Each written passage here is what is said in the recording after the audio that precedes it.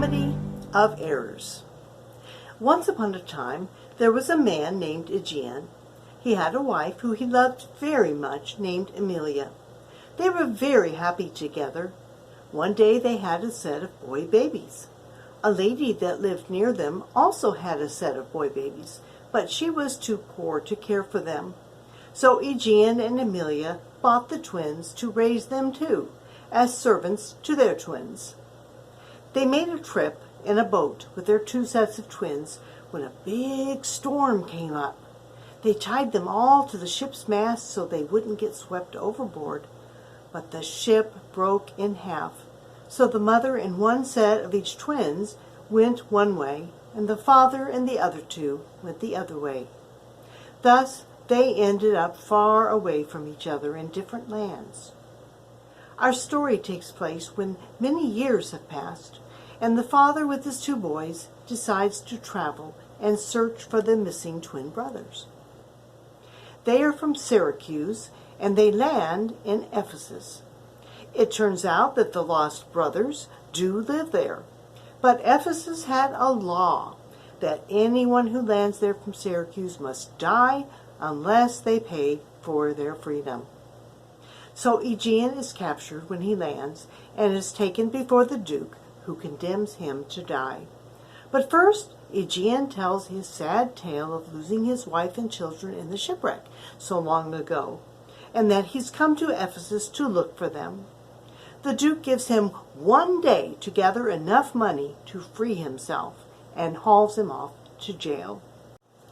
Our story begins when the twin son, Antiphanes, from Syracuse, hereafter known as A.S., gets off the ship with the twin servant named Dromio of Syracuse, otherwise hereafter known as D.S. No one bothers them because they look like they're twins who live in the town. In fact, people keep coming up to them and talk to them or give them gifts. They look so much alike that even the wife of Antiphanes of Ephesus, known hereafter as A.E., and his servant D.E., Dromio of Ephesus, can't tell them apart. Here is a map of Ephesus. Let's watch as A.S. and D.S. begin walking through the town. We'll see how funny it gets when everyone starts mixing up the twins.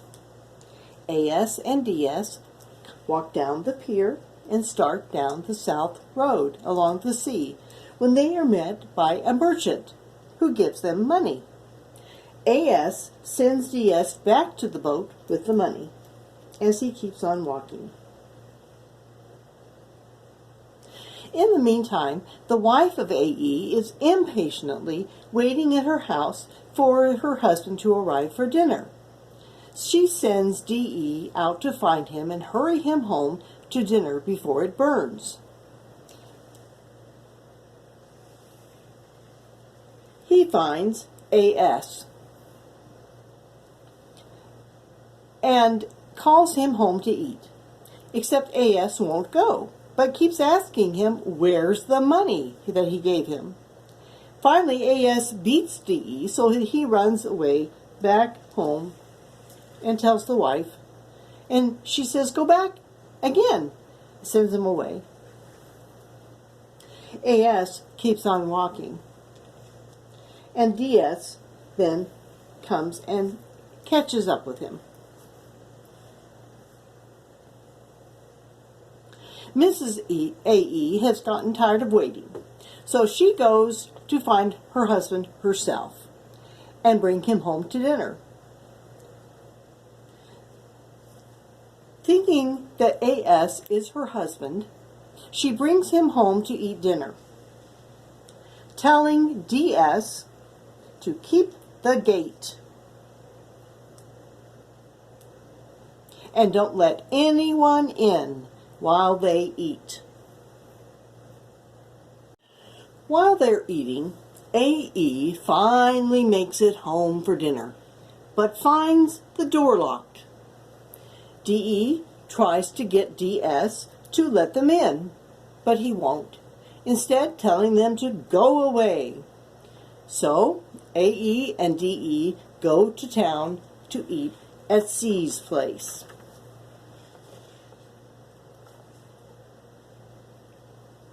When dinner is finally over, AS and DS leave the house, discussing as they go about how strange the town is and that they just want to go home.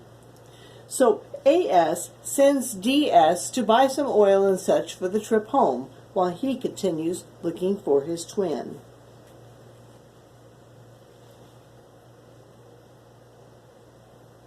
Further down the road, the town goldsmith finds AS and, thinking that he is AE, gives him a gold chain he has ordered. Meanwhile, AE and DE have eaten and headed into town. Needing his money for the chain, the goldsmith sees AE and asks for his money. But AE wants to see the chain first. The goldsmith insists he has already given him the chain. AE sends DE to get some rope, as AE and the goldsmith keep arguing.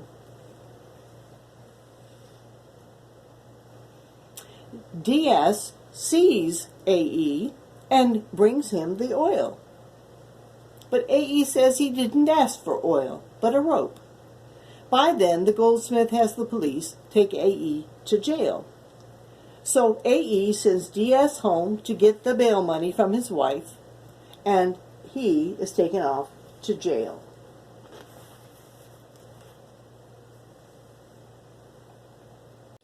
While this is happening, AS meets C from C's diner, who wants her ring back that AE got at dinner. While they're talking, DS runs back from home with the bail money and gives it to DS. Gives it to AS. While C gets mad and she heads off to tell the wife.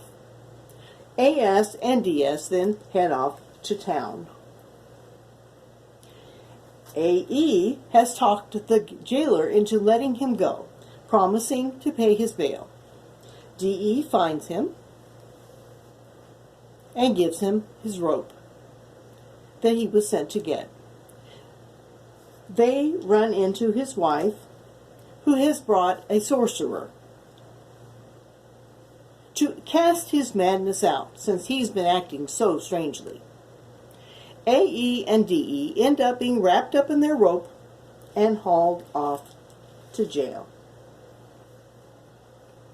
The wife and the townspeople head up to the town square for the evening execution of Aegean. AS and DS sneak up on them with swords and scare them away, so the crowd surges up toward the convent. As AS and DS follow them, the goldsmith sees them and again asks for his money. They are totally confused and fed up with this town, so they run to the convent to take shelter. The wife begs the abbess to let her husband go home with her, but she won't. So the wife calls for the duke to come and help her. He is coming with Aegean so that they can have the execution. They all end up at the convent. The wife tells her story to the duke. Meanwhile, AE and DE have cut through their ropes and escaped jail, rushing to beg the duke to help them. So everyone is confused. When Aegean sees his son and says he thinks he's found someone to give him money for his freedom, he talks to AE and DE, but they don't know him. By then, the abbess has been called out and brings AS and DS out. The two sets of twins finally meet each other for the first time, and everybody laughs when they see the cause of all the mix-ups throughout the day. the Duke frees Aegeon, who joins the abbess, who turns out to be his long-lost wife Amelia. And everyone goes into the abbey to catch up on everyone's story. Thus ends the Comedy of Errors.